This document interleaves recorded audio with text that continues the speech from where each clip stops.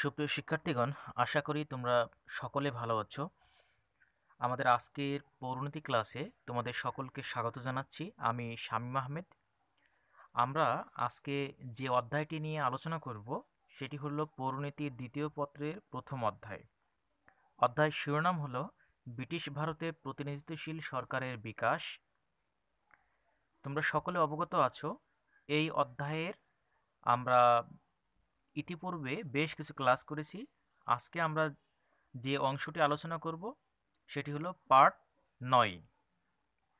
আজকের আলোচনার বিষয়বস্তু হলো জিন্নার 14 দফা দাবি ও গোল টেবিল বৈঠক। আমরা এই বিষয়ে আজকের ক্লাসে আলোচনা করব।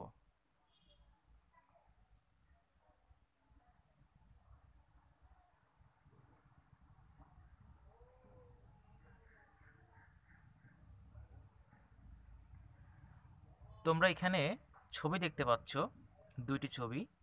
এর প্রথম ছবিটি হলো আমরা আজকে যাকে নিয়ে আলোচনা করব, অর্থাৎ কায়েদে আজম মোহাম্মদ আলী জিন্না। এই কায়েদে আজম শব্দের অর্থ হলো জাতির জনক বা জাতির পিতা। জাতির পিতা তাকে বলা হয় পাকিস্তান রাষ্ট্রের, অর্থাৎ এই শব্দটি, কায়েদে আজম শব্দটি হলো উর্দু শব্দ, এর অর্থ হলো জাতির পিতা।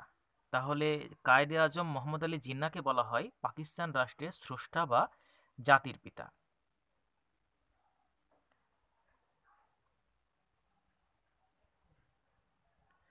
আমাদের আজকের ক্লাসের শিখন ফলগুলো হলো জিন্নার 14 দফা দাবির কারণ বলতে পারবো, 2 গোল টেবিল বৈঠক কি সে সম্পর্কে বলতে পারবো, 3 প্রথম অথবা দ্বিতীয় গোল টেবিল বৈঠক সম্পর্কে ব্যাখ্যা করতে পারবো। শিখনফলের আলোকে যে প্রশ্নগুলো আমরা উত্তর করতে পারবো সেগুলো হলো জিন্নার 14 দফা দাবির কারণ কি ছিল বলো, 2 গোল টেবিল বৈঠক কি ছিল সে সম্পর্কে বলো বা ব্যাখ্যা করো বা আলোচনা করো, বা এই সম্পর্কে তুমি কতটুকু জানো, 3 প্রথম অথবা দ্বিতীয় গোল টেবিল বৈঠক সম্পর্কে ব্যাখ্যা করো।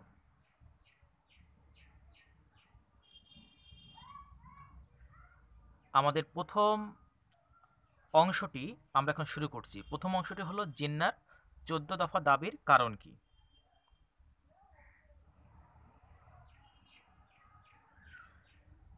আজকে এই আলোচনা শুরুর আগে আমাদের হেডিংটা সম্পর্কে আমরা একটু বিস্তারিত জেনে নিই। যেমন জিন্নার 14 দফা দাবি, এই বিষয়টি হলো যখন ব্রিটিশ ভারতে 1935 সালের ভারত শাসন আইন প্রণীত হলো, এরপর এই আইনের অধীনে নির্বাচন দেওয়া হলো এবং এই আইনটিকে খুব গুরুত্বপূর্ণ আইন হিসেবে সেই সময় বিবেচনা করা হতো।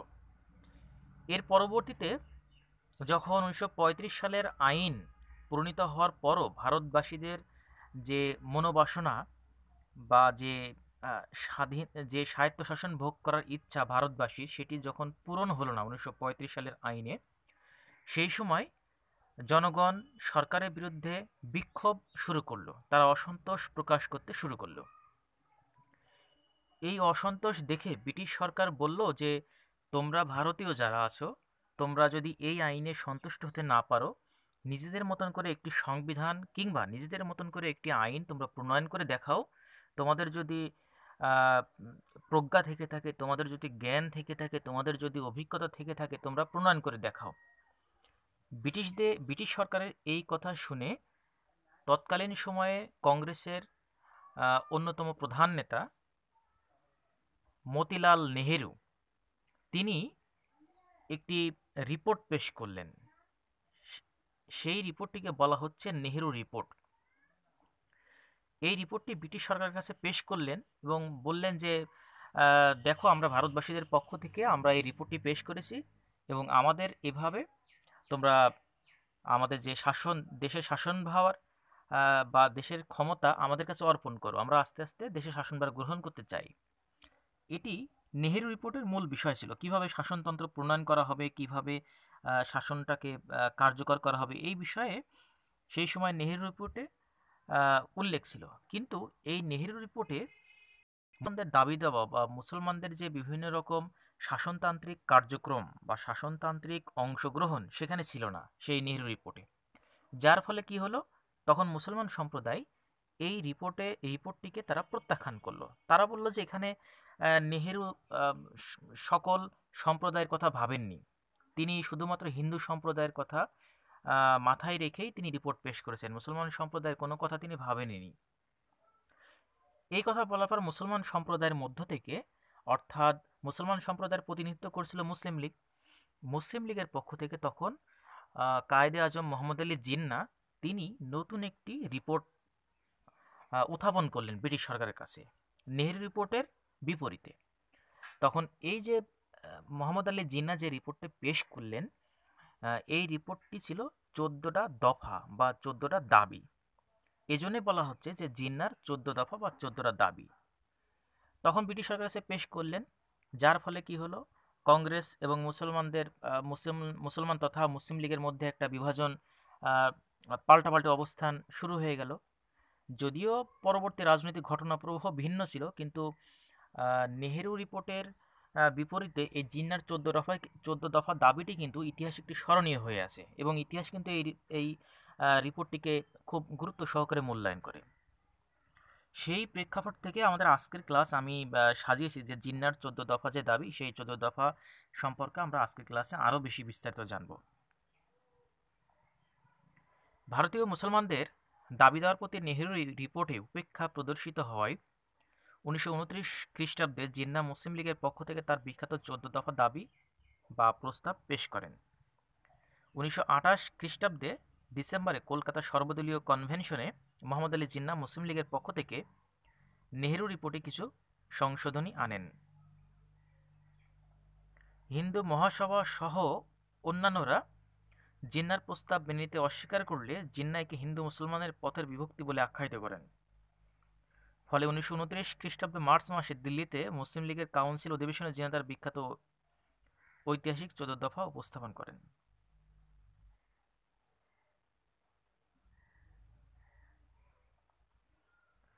দ্বিতীয় টপিকসটি হলো গোলটেবিল বৈঠক। এখানে শিরোনাম দেখেই বুঝতে পারছো যে গোলটেবিল বৈঠক বলতে একটি কনফারেন্সকে বোঝানো হচ্ছে, যেখানে সর্বদলীয় বিভিন্ন সম্প্রদায়ের প্রতিনিধিত্ব মাধ্যমে একটি বৈঠক অনুষ্ঠিত হয়। এটি লন্ডনে অনুষ্ঠিত হয়, যার ফলে এই কনফারেন্স বা সম্মেলনটিকে বলা হচ্ছে গোলটেবিল বৈঠক। ভারতে 1930 খ্রিস্টাব্দে কংগ্রেসের নেতৃত্বে আইন অমান্য আন্দোলন চলছিল। এই বছরের মে মাসে সাইমন কমিশনের রিপোর্ট প্রকাশিত হলে ভারতের সমস্ত রাজনৈতিক দল এই রিপোর্টের সুপারিশ গ্রহণের অসম্মতি জানায়।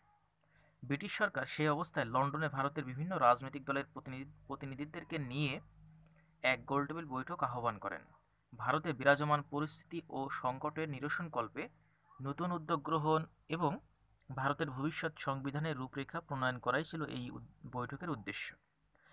আহত বৈঠক 3টি অধিবেশনে সমাপ্ত হয়। ইতিহাসে এটি গোলটেবিল বৈঠক নামে পরিচিত। তাহলে এখানে যে বিষয়টি আমরা আলোচনা করলাম, এই বিষয়টির মূল বিষয় হলো যে ভারতবাসীদের যে দাবি দেওয়া ছিল, সেই দাবি দেওয়া যখন ব্রিটিশ সরকার কোনোভাবে পরিপূর্ণভাবে দিতে পারছিল না, যার কারণে ব্রিটিশ সরকার ভারতবাসীদেরকে নিয়ে সম্মেলন করলো বা মিটিং করলো। যেটা তো মিটিং করার উদ্দেশ্য ছিল, ব্রিটিশ সরকার জানতে চাচ্ছিল বিভিন্ন সম্প্রদায়ের কাছে ভারতবর্ষে যে তোমরা কি চাও, তোমাদের দাবি দেওয়া কি, কি করলে তোমাদের জন্য ভালো হবে, তোমাদের জন্য মঙ্গল হবে, তোমাদের সন্তুষ্টি হবে। এই বিষয়টা ব্রিটিশ সরকার জানার জন্য, বোঝার জন্য সকল সম্প্রদায়ের মধ্য থেকে বিভিন্ন যারা গণ্যমান্য ব্যক্তি ছিল বা যারা সম্প্রদায়ের নেতা হিসেবে বিবেচিত হতো, তাদেরকে ডেকে এনে লন্ডনে একটি বৈঠকের আয়োজন করেছিল। সেই বৈঠকটিকে বলা হচ্ছে গোলটেবিল বৈঠক বা রাউন্ড টেবিল কনফারেন্স। এই বৈঠকটি 3টা বৈঠকে সম্পূর্ণ হয়েছিল। এদেরকে বলা হচ্ছে প্রথম গোলটেবিল বৈঠক, দ্বিতীয় গোলটেবিল বৈঠক এবং তৃতীয় গোলটেবিল বৈঠক। তো এই গোলটেবিল বৈঠক যদিও অনুষ্ঠিত হয়েছিল, কিন্তু এর ফলাফল ছিল শূন্য, বা ফলাফল আশানুরূপ যে ফলাফল, যে উদ্দেশ্যে এই মিটিংটি বা গোলটেবিল বৈঠকটি করা হয়েছিল, সেটি কিন্তু কখনোই পূরণ হয়নি। আমরা এখন এই বিষয় সম্পর্কে আরেকটু বিস্তারিত জানব। যেমন প্রথম ও দ্বিতীয় গোলটেবিল বৈঠক সম্পর্কে ব্যাখ্যা করো। 1930 খ্রিস্টাব্দে 12ই নভেম্বরে গোলটেবিল বৈঠকের প্রথম অধিবেশন বসে। এই অধিবেশনে ব্রিটেনের রাজনৈতিক দলগুলোর পক্ষে 16, ভারতীয় রাজন্যবর্গের পক্ষে 13 এবং ব্রিটিশ শাসিত ভারত থেকে 57 জন সহ সর্বমোট 89 জন সদস্য যোগ দেন। কংগ্রেস এই অধিবেশনে যোগ দেয়নি। উপস্থিত ভারতীয় নেতৃবৃন্দের মধ্যে অনুন্নত সম্প্রদায়ের নেতা ডক্টর আম্বেদকর, মুসলিম লীগ নেতা মোহাম্মদ আলী জিন্নাহ এবং তেজ বাহাদুর সাপ্রু বিশেষভাবে উল্লেখযোগ্য। ব্রিটিশ প্রধানমন্ত্রী রামজে ম্যাকডোনাল্ড এই বৈঠকে কতগুলো সাংবিধানিক প্রস্তাব দেন। তার মধ্যে হলো ভারতে যুক্তরাষ্ট্রীয় সরকার গঠন, প্রদেশগুলোতে দায়িত্বশীল সরকার, কেন্দ্রে আংশিক দায়িত্বশীল সরকার গঠন সংক্রান্ত বিষয়গুলো ছিল গুরুত্বপূর্ণ।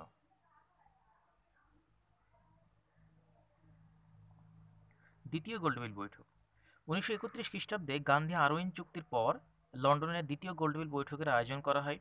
কংগ্রেসের একক প্রতিনিধিরূপে এম কে গান্ধী এই বৈঠকে যোগদান করেন।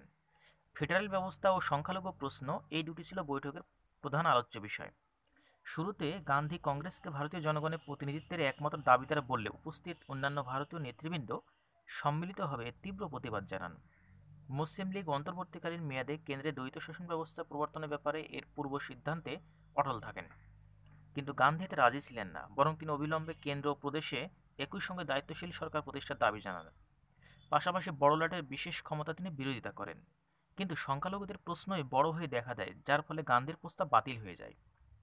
প্রধানত সংখ্যাগরিষ্ঠ হিন্দুদের প্রভাব হ্রাস করার উদ্দেশ্যে মুসলমান, শিখ, অ্যাংলো ইন্ডিয়ান এবং অনুন্নত সম্প্রদায়ের প্রতিনিধিরা প্রত্যেকে নিজ নিজ সম্প্রদায়ের জন্য বিশেষ আসন সংরক্ষণের দাবি জানায়। এক যৌথ বিবৃতির মাধ্যমে সংখ্যালঘু সম্প্রদায়ের নেতৃবৃন্দ পৃথক নির্বাচন প্রথা বহাল রাখার আবেদন করেন, কিন্তু সাম্প্রদায়িক সমস্যার কোনো সর্বসম্মত সিদ্ধান্ত গ্রহণ করা সম্ভব হয়নি।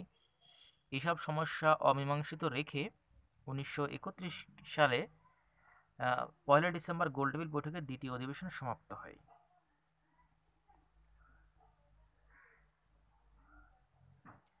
পরবর্তীতে তৃতীয় গোলটেবিল বৈঠক অনুষ্ঠিত হয় ব্রিটিশ সরকার এবং ভারতীয় নেতৃবৃন্দের মধ্যে, কিন্তু কোনো ফলাফল ছাড়া এটি শেষ হয়।